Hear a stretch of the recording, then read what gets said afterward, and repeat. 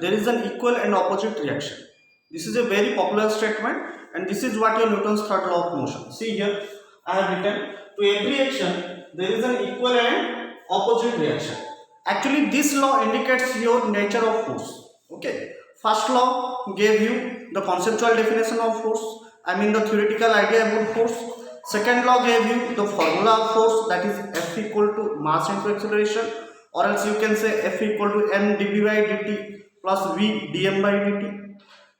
From third law we will get how the force behave, what is the nature of force. That is what your Newton's third law of motion indicates. Okay, so again I am repeating the statement: for every action there is an equal and opposite reaction. So let us start some few points we will add here, and we will see in detail that what is Newton's third law of motion and its application. So let us start today. First of all, note this round statement, or else you can take a screenshot. Okay.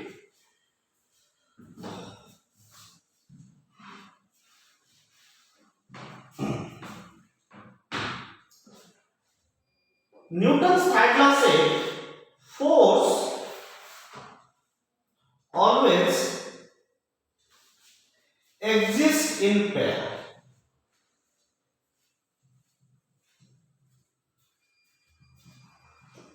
So according to Newton's third law of motion, a single force cannot be exist. Force always comes with pair. I mean, if you place a mass here,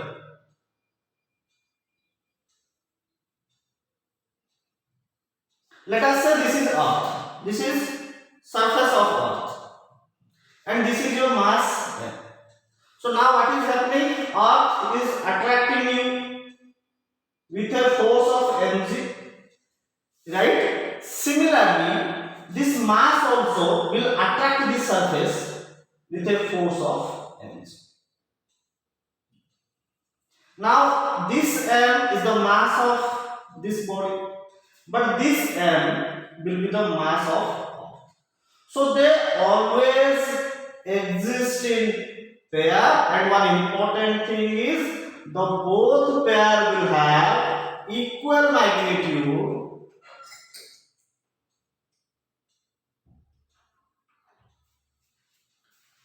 but opposite direction. This force and this force will be equal in magnitude. I mean, we can write like this. But opposite in direction. So the very first point is what we need to understand, that force always exists in pair, whichever force may be. Let us say normal reaction.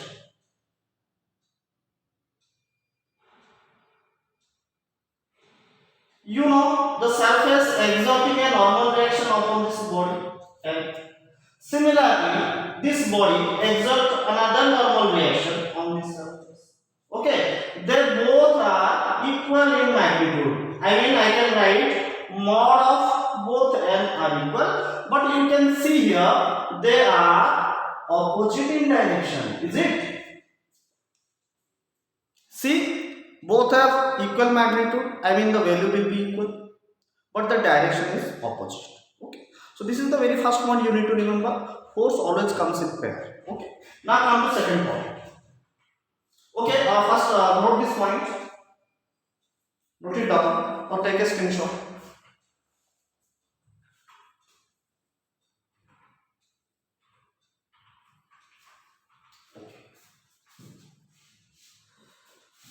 Now the next point is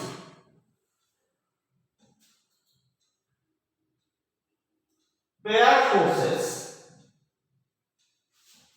are equal in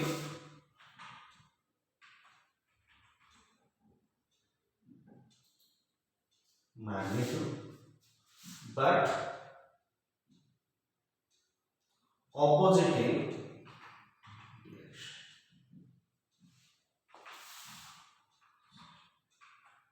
Okay, we discussed already this one. Okay. Next point. both pairs are of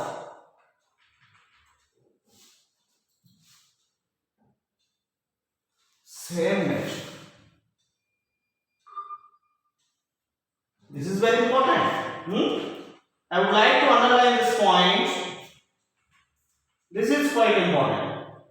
See, both pairs are of same nature. It means the pair of gravitational force will be a gravitational force. The pair of frictional force will be a frictional force. The pair of normal reaction will be a normal reaction. The pair of tension will be a tension. It means the pair of normal reaction cannot be a gravitation. I mean, अगर मान लो तुम्हें action and reaction दिखाना भी है, तो suppose this is your मास, तो यहाँ पे एक नॉर्मल रिएक्शन एन है, तो ये तो वापस पलट के इसको और एक नॉर्मल रिएक्शन लगा रहे हैं एन, और तुम्हें पता है यहाँ पे तो एनजी भी लग रहा है ना, तो कोई तुम्हें पूछेगा कि यहाँ पे थोड़ा एक्शन एंड रिएक्शन का पेयर बनाओ। अगर कोई तुम्हें क्वेश्चन ऐसे दे देगा कि तुम्हें यहाँ पे एक्शन एंड रिएक्शन का पेयर बनाओ, तो ये एन अगर तुम एक्शन मान रहे हो, इसको अगर तुम एक्शन मान रहे हो, अगर एमजी को तुमने रिएक्शन मान लिया तो वो गलत हो जाएगा। Mg is not the reaction of N. Be clear, I would like to again repeat this point. mg is not the reaction for n. It is a separate force, this is a separate force. Okay, when it is in equilibrium, then we are balancing n equal to mg, but apart from that case, n does not equal to mg. Only in case of equilibrium n equal to mg. So if n is your action, mg cannot be your reaction. Only the reaction of n will be another n. So this n is reaction. So what is action? Normal reaction. What is reaction? That is also normal reaction. That is not mg. That is also normal reaction. But the difference is only the direction. That's all. They have equal magnitude, but the direction is opposite to each other. That is the point you should know. So here I have mentioned the point, both pairs are of same nature. Similarly, mg का pair एक दूसरा mg यहाँ पे होगा. So ये जो action and reaction होते हैं ना, ये दोनों ही एक ही टाइप का होते हैं, मतलब सेम नेचर के होते हैं, बाकी उनका डायरेक्शन ऑपोजिट होता है. ये पॉइंट थोड़ा याद रखिए. चलो नोट कर लो. Now we will have for your next point. Okay.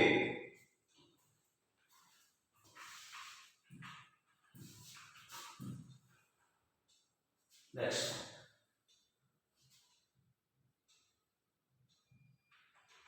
Action and reaction.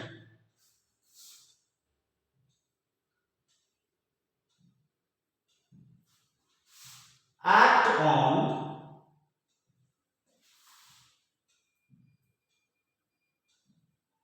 different bodies.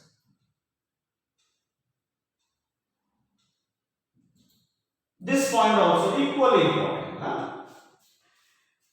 See, action is a force.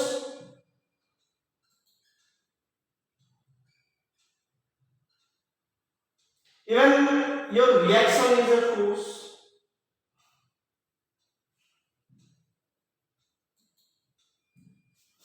Okay, but ये दोनों कभी भी एक बॉडी में नहीं लगेंगे, हमेशा दो डिफरेंट बॉडी में लगेंगे. कैसे लगेंगे?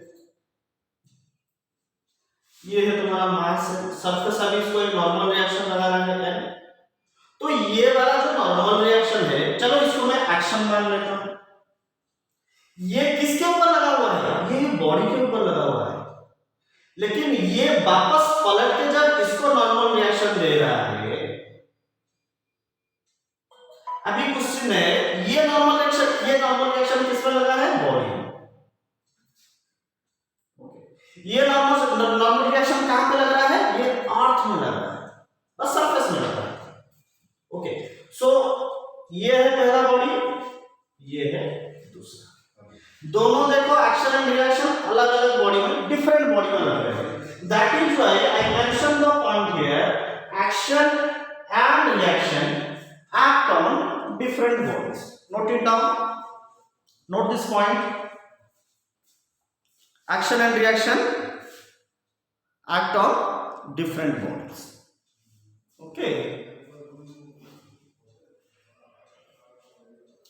अच्छा चलो इसको कैसे लिखते हैं, थोड़ा तरीके में तो इसको थोड़ा लिखते हैं।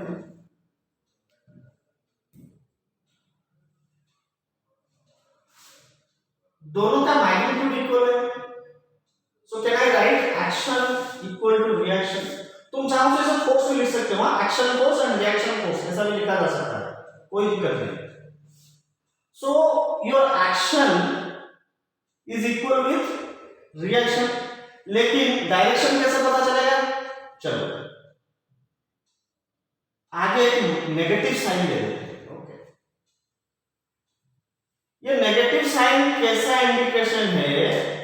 दिस मीन्स, दिस यहां पर लिखो, this negative sign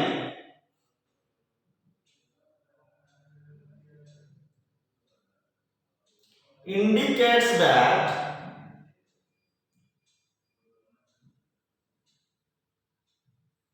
both action and reaction are opposite to each other. Okay, चलो ये वाला पॉइंट लिख लो,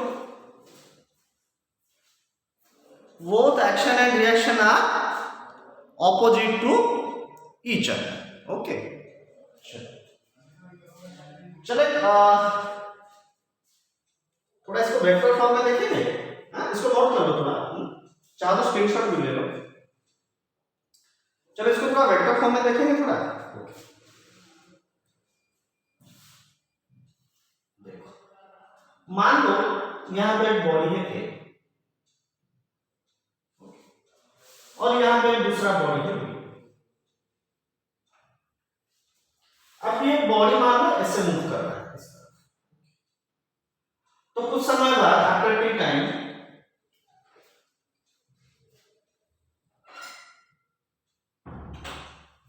तुम्हें पता है ये वाला बॉडी जाके इससे टकरा जाएगा। चलो टकराने का थोड़ा फिगर बनाते हैं, ये एक था,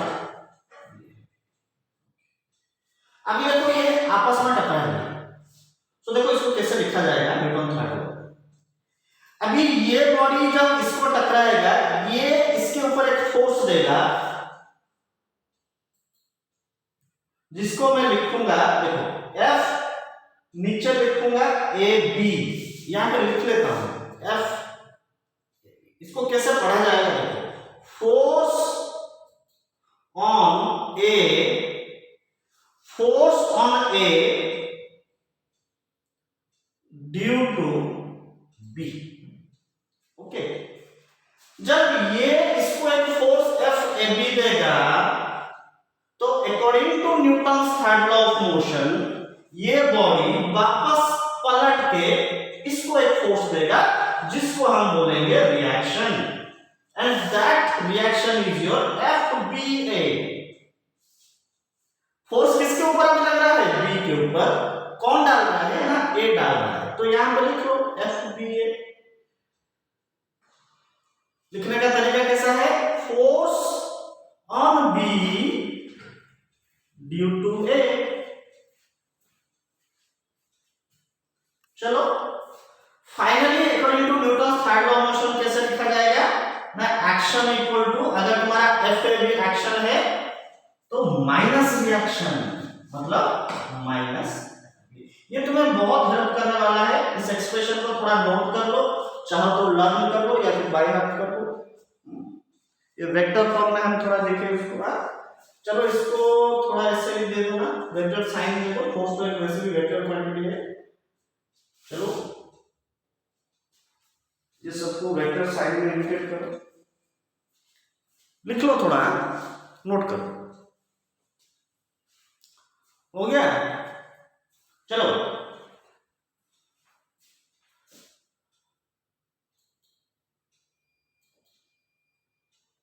थोड़ा इसका एप्लीकेशन देखते हैं। कुछ थ्योरेटिकल पॉइंट्स लिखते हैं इसके बारे में।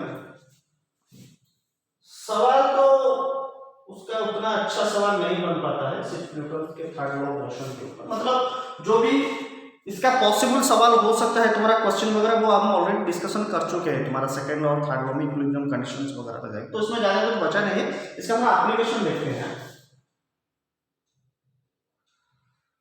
सो application of third law of motion.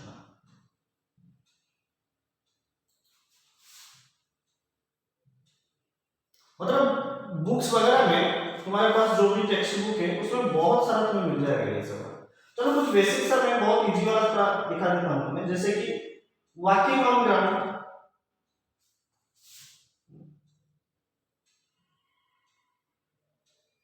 अच्छा, ये क्यों पॉसिबल है न्यूटन थर्ड लॉ? मान लो यहाँ पे ग्राउंड है, यहाँ पे कोई आदमी वॉक कर रहा है, तो ये एक नॉर्मल रिएक्शन सरफेस को दे रहा है, वापस ये सरफेस पलट के एक नॉर्मल रिएक्शन इसको दे रहा है, मतलब जिसकी वजह से हम चल सकते हैं walking on the ground. And दूसरा पॉइंट हम बहुत सारा चीज लिख सकते हैं, मतलब बुक में तुम्हें मिल जाएगा, जैसे कि इट इज डिफिकल्ट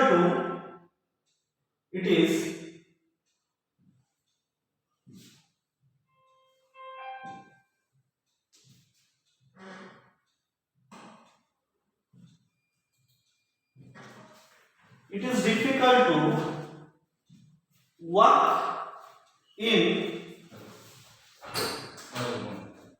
ice। क्या पता है तुम्हें, आइस के ऊपर चलना बहुत मुश्किल होता है। It is very difficult to walk on ice. मतलब ग्राउंड में तुम जितने अच्छे से चल सकते हो, आइस में थोड़ा मुश्किल हो जाता है। क्यों? क्योंकि वहां पे जो तुम्हारा एक्शन है ना, मतलब जो एक्शन है उसका बराबर, मतलब मैग्नीट्यूड उसका सफिशिएंट नहीं है, जिसकी वजह से जो रिएक्शन प्रोड्यूस होता है वहां पे, उसका हॉरिजॉन्टल कंपोनेंट ही इनसफिशिएंट होता है तुम्हें आगे मूव करने के लिए। चलो पॉइंट में यहाँ लिख लेता हूँ। It is difficult to walk on ice. Walk इन नहीं होगा, थोड़ा ग्रामेटिकल मिस्टेक हो गया, ये ऑन हो, वॉक ऑन आइस, आइस के ऊपर। It is difficult to walk on ice cause the horizontal component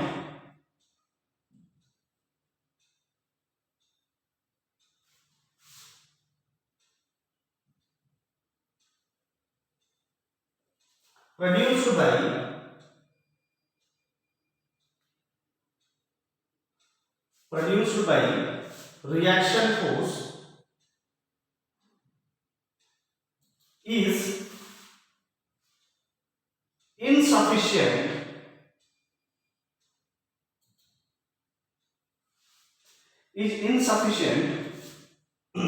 to move forward। इसको थोड़ा अच्छा लैंग्वेज में भी तुम लिख सकते हो बुक्स में। चलो मैंने अपने लैंग्वेज में लिख दिया है। सो क्यों ऐसा हो रहा है ना, रिएक्शन का जो हॉरिजॉन्टल वाला कंपोनेंट है ना, वो उतना अच्छा नहीं है ताकि तुम आगे मूव कर सको। मतलब तुम जब आइस के ऊपर चलते हो ना, there is a tendency to slip, you know, slip होने का चांसेस ज्यादा होता है वहां पे। क्यों? क्योंकि तुम जो नॉर्मल रिएक्शन डालते हो ना ग्राउंड की कंपेयर में, वो नॉर्मल रिएक्शन कम होता है, ग्राउंड में ज्यादा नॉर्मल रिएक्शन होता है।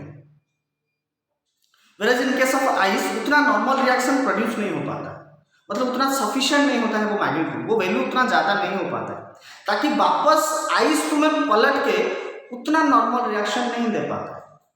और उसकी वजह से जो हॉरिजॉन्टल कंपोनेंट है ना, कोई भी तुम्हें कंपोनेंट निकालना तो मैंने सिखा दिया है ऑलरेडी, उसका कैसे हॉरिजॉन्टल कंपोनेंट को हम थीटा जिसके तरफ है उसको कैसे कॉस लेते हैं, उसके 90 डिग्री में जो बच जाता है उसको हम साइन मान लेते हैं, साइन कंपोनेंट।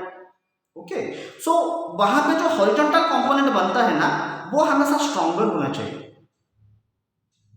कोई भी ग्राउंड में वर्क करने के लिए तुम्हारा हॉरिजॉन्टल कंपोनेंट रेस्पॉन्सिबल है ताकि तुम आगे बढ़ सको।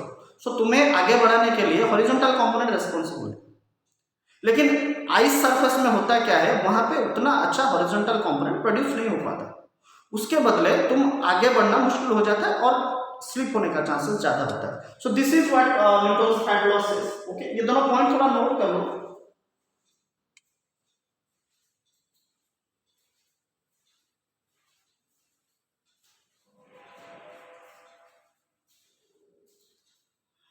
जैसे चाहो तो तुम कुछ और भी प्रॉब्लम लिख सकते हो उसमें, जैसे कि अगर टी कप अगर ग्राउंड में गिर गया तो वो टूट जाता है, ये सब उसमें ऐड हो सकता है।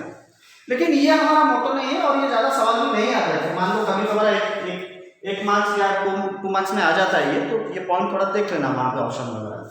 लेकिन जो उसका अच्छा एप्लीकेशन है वो अभी हम करेंगे, law of conservation of linear momentum, वो थोड़ा ध्यान देने वाली बात है। ओके चलो इसका स्क्रीनशॉट ले लो। Okay,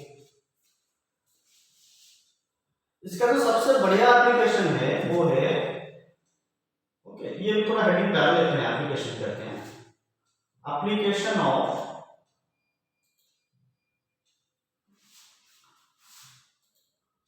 Newton's third law of,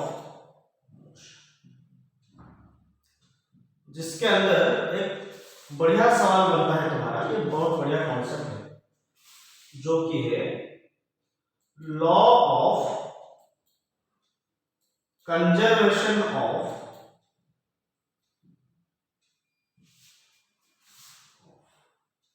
linear momentum. ये वर्ड मत भूलना, लीनियर मोमेंटम। ये अच्छा सा 5 मार्क्स का क्वेश्चन भी बनता है, कभी कभी लॉन्ग क्वेश्चन बन जाता है कि वो पूछ लेता है कि state and prove law of conservation of linear momentum. तो इसका स्टेटमेंट जो है वो करीब करीब 2 मार्क का होता है। ओके, स्टेटमेंट मतलब डेफिनेशन, इसका स्टेटमेंट लिखोगे वो तुम्हें वहां पे तुम्हें 2 मार्क मिल जाएगा। फिर बाद में डेरिवेशन वगैरह करोगे तो ये लॉन्ग क्वेश्चन बन जाएगा। हाँ, इसका एक बहुत बढ़िया फॉर्मूला है जिसके ऊपर हम बहुत सारा न्यूमेरिकल सॉल्व भी करने वाले हैं कॉलेजन में जाकर, तो वो भी तुम्हें हेल्प करेगा। चलो इसका स्टेटमेंट लिखते हैं। स्टेटमेंट कुछ ऐसा लिख लेता हूं मैं पहले। In an isolated system,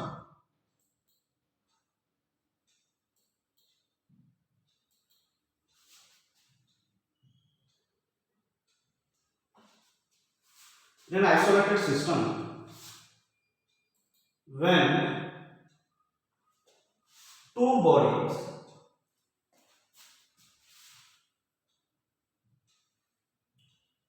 of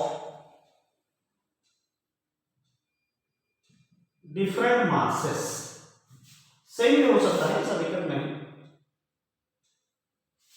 मान लो m1 and m2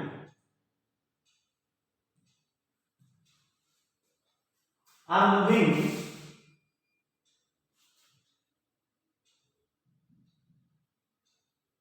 with some velocities,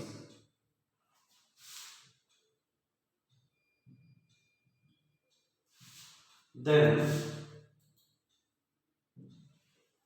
their total momentum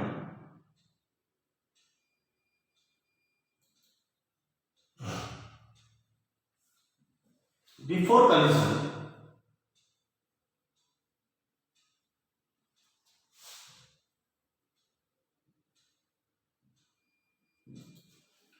is equal to the, ये फुल स्टॉप नहीं है, ऐसा हो गया, total momentum before collision is equal to the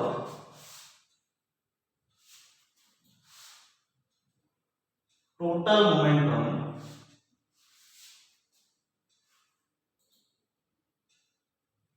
after collision। ये हो गया इसका स्टेटमेंट। चलो पहले इसको नोट कर लो, फिर इसका मतलब देखते हैं ना। पहले इसको नोट बनाओ। So in an isolated system, when two bodies of different masses m1 and m2 are moving with some velocities, then the total momentum before collision is equal to the total momentum after collision। ये तुम्हारा statement है जो कि 2 mark के लिए बना हुआ है। जैसे जैसे लिखा है वैसा ही लिखो, हाँ एक भी वर्ड स्किप मत करो, स्पेशली तो ये आइसोलेटेड वर्ड अंडरलाइन करके रखो, ये बहुत इंपॉर्टेंट है। ये सब स्टेटमेंट वैलिड सिर्फ आइसोलेटेड सिस्टम के लिए है। अभी हम डिस्कशन करेंगे कि आइसोलेटेड सिस्टम एक्चुअली होता क्या है।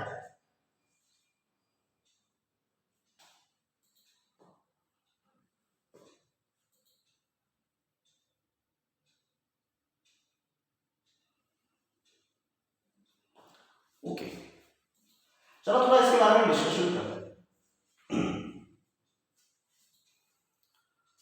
आइसोलेटेड सिस्टम एक ऐसा सिस्टम होता है जिसमें कोई भी एक्सटर्नल फोर्स नहीं अप्लाई हो रहा है या फिर अंदर का फोर्स बाहर के फोर्स को नहीं अफेक्ट कर रहे। आइसोलेटेड सिस्टम का मतलब है एक बिल्कुल सा बंधा हुआ सिस्टम, मतलब उससे एक्सटर्नल एनर्जी को कोई इंटरफेरेंस नहीं है या फिर उसका इंटरनल एनर्जी एक्सटर्नल एनर्जी से कोई इंटरफेरेंस नहीं कर रहे हैं, बाहर से कोई फोर्स अंदर नहीं आ रहा है, अंदर का कोई फोर्स बाहर नहीं जा रहा है। इस टाइप के सिस्टम को हम बोलते हैं आइसोलेटेड सिस्टम। मतलब इसका जब डेरिवेशन हम करेंगे ना, तभी हम कोई बाहर से फोर्स नहीं डालेंगे उसको, मतलब ऐसा एजम्पशन माना जाता है। ऐसा तो परफेक्ट आइसोलेटेड सिस्टम तुम्हें कहीं पे भी नहीं मिल सकता है, लेकिन ऐसा एजम्पशन हम मानेंगे कि हम एक्सटर्नल फोर्स कुछ भी वहां पे नहीं डाल रहे हैं या फिर जो भी इंटरनल फोर्सेस है वो बाहर नहीं जा रहे हैं, तभी ये स्टेटमेंट ट्रू है।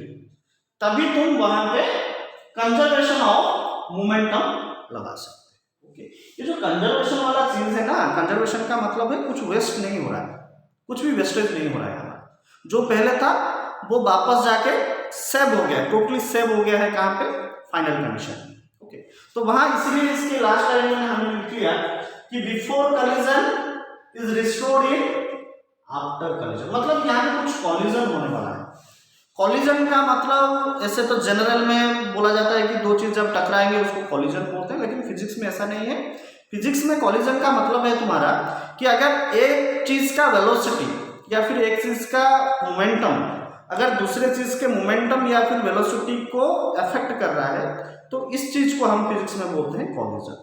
तो अभी के लिए तो ऐसा समझ लो कि दोनों चीज टकरा है, इसका मतलब कॉलिजन। लेकिन जब इसके बाद हम वर्क पावर एनर्जी के बाद जब इलास्टिक कॉलिजन चैप्टर हम पढ़ेंगे, सेंटर ऑफ मास वगैरह पढ़ेंगे, तब मैं वहां तुम्हें डिटेल में बताऊंगा कि कॉलिजन का मतलब है कोई भी दो चीज के बीच फिजिकल टच होना भी जरूरी नहीं है। अगर एक ने दूसरे को विदाउट फिजिकल टच उसका मोमेंटम अगर अफेक्ट कर लिया, तो इसको भी हम मान के चलते हैं फिजिक्स में कॉलिजन करके। ओके, सो वो वाला स्टेटमेंट में हमें तुम्हें इसमें थोड़ा ध्यान में रखना है। और बाकी बचा ये आइसोलेटेड सिस्टम, ये हम हीट एंड थर्मोडायनेमिक चैप्टर में हम जाके बहुत क्लियरली पढ़ेंगे कि एक्चुअली आइसोलेटेड सिस्टम होता क्या है। अभी के लिए मैं तुम्हें एग्जांपल दे सकता हूँ, एक थर्मोप्लास्ट पता है, थर्मोप्लास्ट के अंदर हम गर्म पानी रखते हैं या फिर चाय वगैरह रखते हैं, तो वहां पे तुम्हारा ज्यादा देर तक कोई भी पानी या फिर चाय वगैरह गर्म कैसा रहता है, because of isolated system.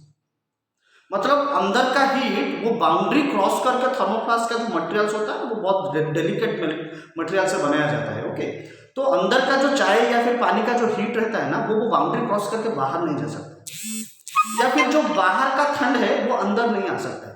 That is why for a long time your tea और water remains hot inside a thermoplast, so that is an isolated system. तो ऐसे टाइप का बढ़िया बढ़िया एग्जाम्पल है जो कि आगे जाए हम देखेंगे, पर इस चैप्टर के लिए, इस टॉपिक के लिए ऐसा मान के चलो, आइसोलेटेड सिस्टम का मतलब ऐसा मैं तुम्हें बोलूंगा कि नेट एक्सटर्नल फोर्स जो है ना, नेट एक्सटर्नल फोर्स वो जीरो है, मतलब कोई भी एक्सटर्नल फोर्स नहीं कर रहा है, एक्सटर्नल फोर्स नहीं कर रहा है, तभी ये तुम्हारा स्टेटमेंट ट्रू होगा। चलो इसका डायग्राम थोड़ा देख लेते हैं, वहां पे देख लेंगे मोमेंटम कैसा कंजर्व हो रहा है। चलो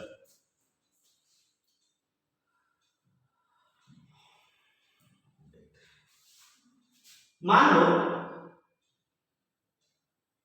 यहां पे एक बॉडी है जिसका मास है m1, यहां पे एक बॉडी है जिसका मास है m2, ये अभी ऑलरेडी मोशन में है और जो वो मोशन कर रहा है उसका वेलोसिटी है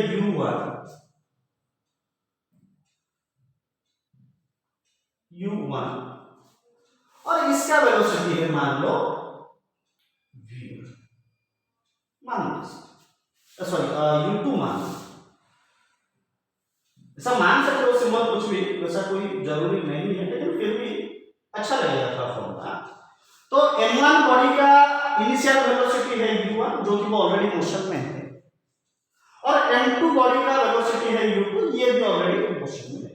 अभी तो ये आपस में नहीं टकरा रहे हैं, ड्राइंग में पूरा क्लियरली दिख रहा है तुम्हें, तो ये वाला कंडीशन को मैं बोल दूंगा बिफोर कॉलिजन।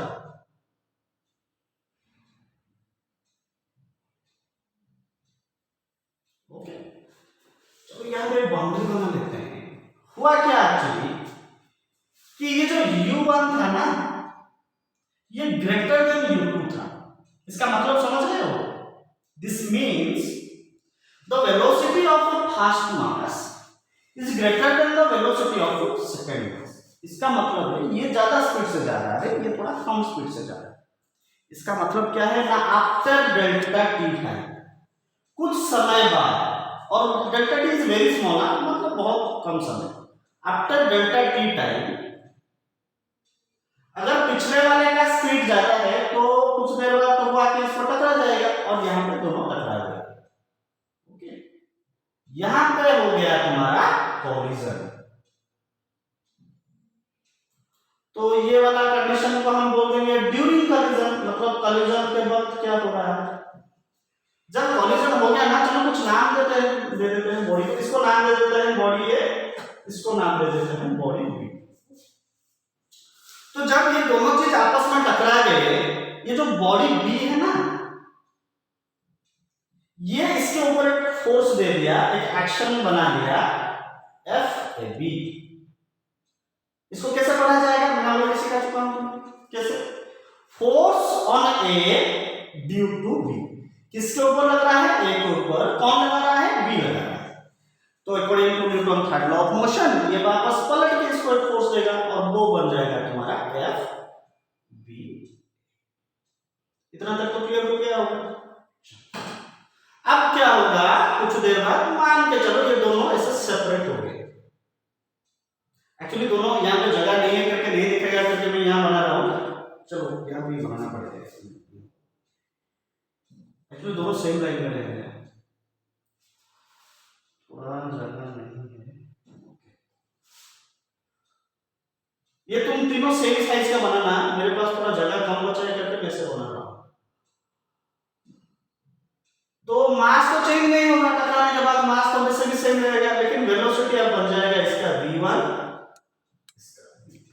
ओके, और ये वाला जो है इसको हम बोलेंगे आफ्टर कोलिजन। आफ्टर,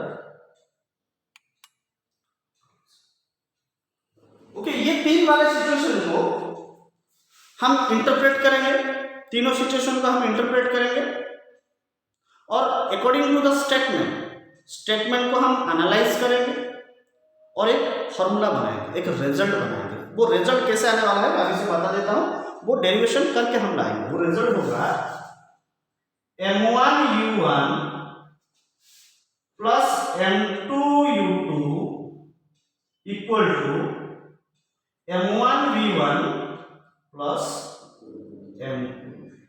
ये फाइनल रिजल्ट तुम्हारा आने वाला है। मतलब जो स्टेटमेंट है ना, वो स्टेटमेंट कुछ ऐसा बोल रहा है। वो क्या बोल रहा है कि ये एक आइसोलेटेड सिस्टम है, मतलब यहां से तुम्हें दिख रहा होगा मैंने तो कुछ बाहर से फोर्स ही नहीं दिया है, तो तुम लोग बोलोगे तो ये दोनों फोर्स कौन सा है, ये दोनों जो फोर्स है ना, तुम्हारे इंफॉर्मेशन के लिए मैं बता देता हूँ, ये एक्सटर्नल फोर्स नहीं है, ये दोनों इंटरनल फोर्स है।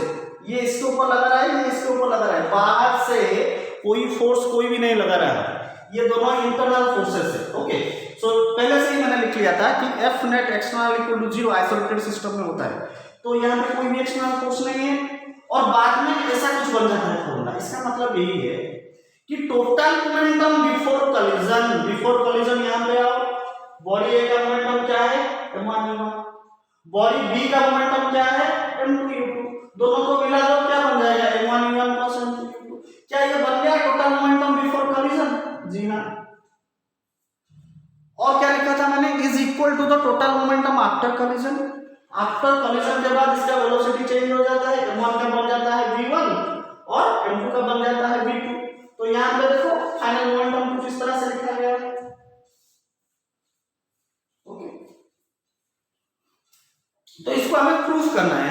प्रूफ करना है, डेरिवेशन करके प्रूफ करना है।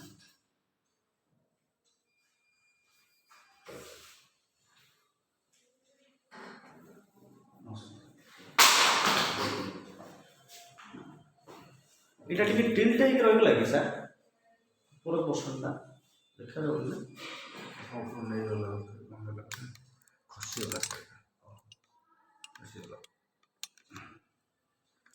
ଖସିଗଲା मोटी देखा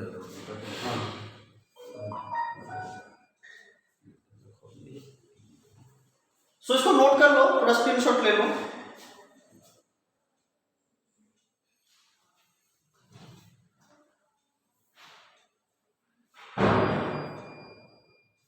ओके चलो डेरिवेशन शुरू करते हैं। So can I write according to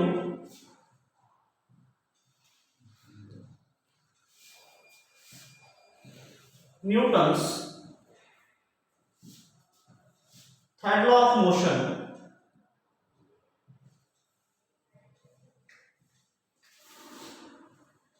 FAB equal to minus FBA। Okay तो चलो पहले लिखते हैं FAB है क्या एक्चुअली। FAB क्या है, तुम्हारा B A के ऊपर जो फोर्स डाल रहा है।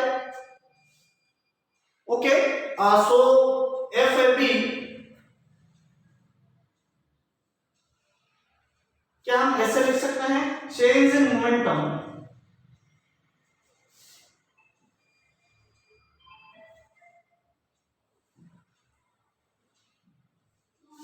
बॉडी A कितने टाइम में ये सब हो रहा है, बहुत ही छोटा सा टाइम, जिस टाइम को हम मानते हैं डेल्टा टी। चलो बॉडी ए का मोमेंटम तुम्हारा कितना हो गया थोड़ा देख लो।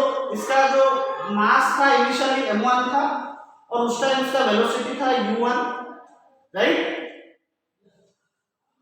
जब मोमेंटम उसका चेंज हो गया तो वेलोसिटी भी वहां पे चेंज हो चुका है ऑलरेडी, और जो फाइनल मोमेंटम बन गया वो है m1 v1। तो m1 u1 को क्या मैं लिख सकता हूं, initial momentum, yes. And this one became your final momentum। लेकिन ध्यान देने वाला चीज ये है कि ये दोनों कहानी किसका है, बॉडी ए का है, बॉडी ए का है। Okay so change in momentum body A का तुमने एक फॉर्मूला देखा होगा कि हमेशा फाइनल से इनिशियल को माइनस किया जाता है, right. So I can write here m1 v1 minus m1 u1, देखो final minus initial divided by delta T. तो क्या FAB का जो स्टेटमेंट है वो अभी कुछ इस तरह से दिखेगा, m1 v1 minus m1 u1 divided by delta T. इसको इक्वेशन 1 मान के चलो। चलो इसको नोट कर लो, स्क्रीनशॉट ले लो। ओके यहां से हम कंटिन्यू करेंगे। इसका जो दूसरा वाला स्टेटमेंट ये लाएंगे, वापस इन दोनों को इक्वेट करेंगे और तुम्हारा फाइनल फॉर्म लाएंगे। ओके